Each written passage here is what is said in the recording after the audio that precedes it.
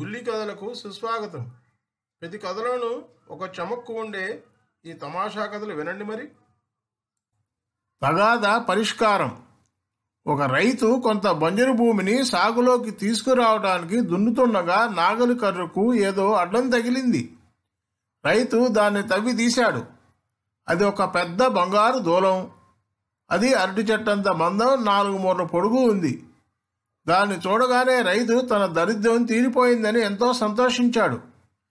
కానీ అతడి సంతోషం క్షణంలోనే మాయమైపోయింది.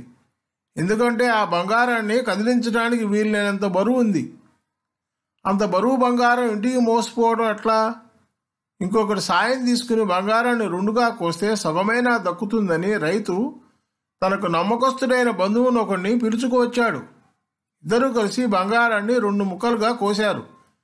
కానీ ఆ ముక్కలు కూడా వాళ్ళు మొయ్యలేకపోయారు. ఇద్దరూ కూడబలుకొని మరో 2 నమ్మకస్తుల్ని తీసుకొచ్చారు. బంగారం 4 ముక్కలైంది. ఒక్కొక్క ముక్క మనిషి మోసేపాటిగా ఉంది.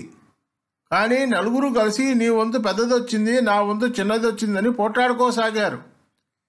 త్వరలోనే పోట్లాడ పెద్దదై నలుగురికి తెలిసి రాజుగారి దాకా పోయింది. రాజభట్లు వచ్చి 4 ముక్కల బంగారాన్ని పట్టుకుపోయి ఖజానాలో పెట్టేశారు. అంతటితో ఆ నలుగురి తగాదా పరిష్కారమైంది. ఫ్రెండ్స్, ఇలాంటి తమాషా కథలు మరిన్ని వినాలనుకుంటే మా ఛానల్ సబ్స్క్రైబ్ చేసి బెల్ గుర్తు నొక్కండి. కథ రాగానే మీకే తెలుస్తుంది.